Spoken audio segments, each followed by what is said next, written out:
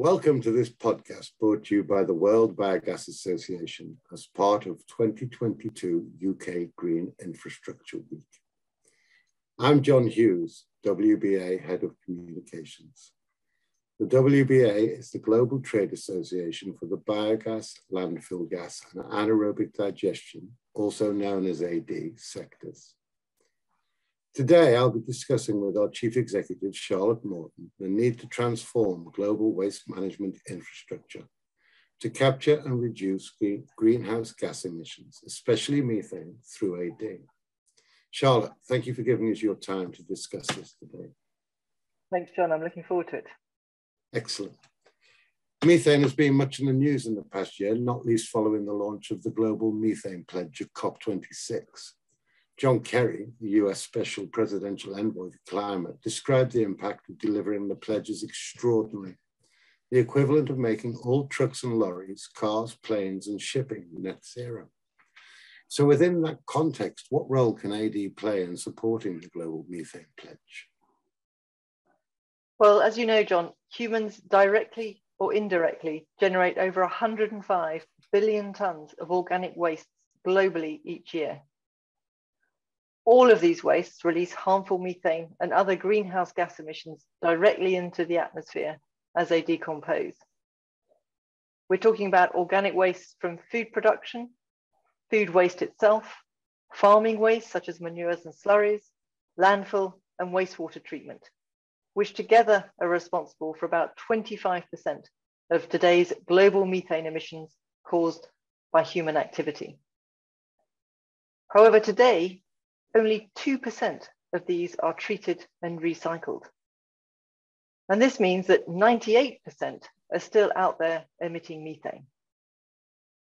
By treating all organic waste through AD, we estimate that AD could reduce global greenhouse gas emissions by a huge 10% by 2030. And that could deliver around 50% of the Global Methane Pledge target. That's a huge percentage, Charlotte. How can AD achieve this? Well, obviously we start just by ensuring that those organic wastes are captured and therefore the methane emissions that they are emitting every day are stopped. But once they come to AD, AD transforms those organic wastes into valuable bioresources. It recycles wastes into green energy in the form of biogas for electricity or biomethane for heat and transport. And it can produce enough to replace over a quarter of today's global coal consumption. AD also produces a natural fertilizer, digestate, to restore our soils and other valuable bioproducts, such as bio-CO2, which is needed in the food and drink industry. To capitalize on this technology, it's critical that we usher in a new era of waste management. We haven't altered how we treat our waste for millennia. We either burn it or bury it, and that must change. And AD must be at the heart of this transition. Changing how we look at waste and how we treat waste presents a huge opportunity. Not only do we reduce methane emissions, but we recover the valuable bioresources contained in these wastes to meet our energy demand and other economic needs. There are other additional positive externalities too, such as improving our energy security, which is sadly a critical topic at this moment in time, and restoring our soil health by returning much needed carbon and nutrients back into it. And I haven't even yet mentioned the millions of jobs that will be created around the world. So what is required to support the deployment of AD globally if it can do all this? Well, essentially it's political will.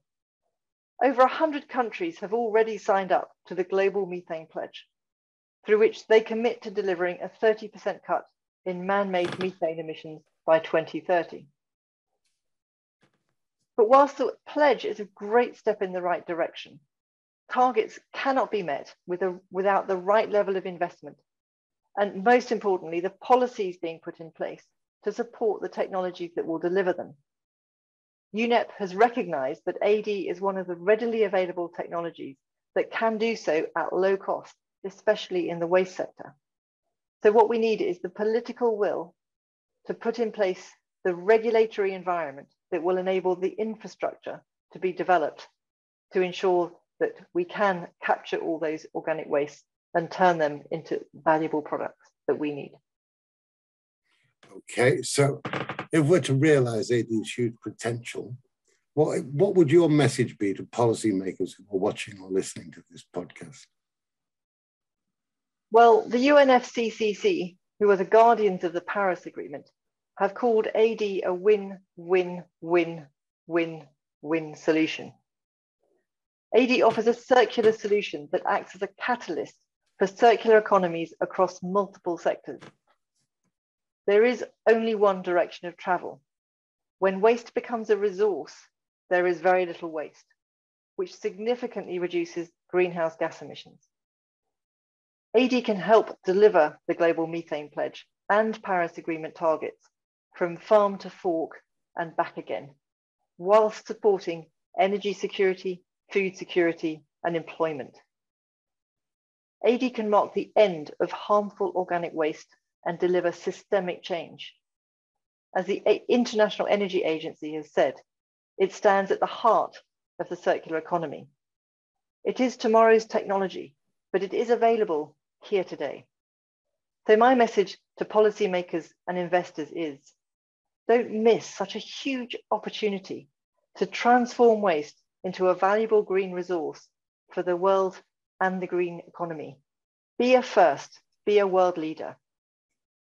Thanks. Excellent. That message is very clear, Charlotte. I hope they will act on it. And thank you very much for your time. And thank you to our viewers for joining us. If you want to know more about global methane action plans, I would encourage you to either visit or tune in to the World Biogas Summit on June the 15th, 16th, where this issue will be discussed in depth with keynote speeches from Rick Duke, the Senior Director and White House Liaison for the Special Presidential Envoy on Climate, John Kerry, Her Excellency Hadija Samira Bouimia, Second Lady of Ghana, Ambassador for the Global Alliance for Clean Cook Stoves and UN Ambassador for SDG 7, and Clifford Reckstaffen, California Commissioner of the California Public Utilities Commission. The interesting thing about the CPUC is at the end of February, they approved a biomethane procurement target for utilities in a bid to meet the broader goal of reducing methane and other short-lived climate pollutants by 40% by the end of the decade. Mr. Reckstaffen will speak to how this will be achieved. That is an example of what is possible when the political will is there. I thank you again for tuning in. And thank you once again, Charlotte, for giving us your time to discuss this. Thanks, John.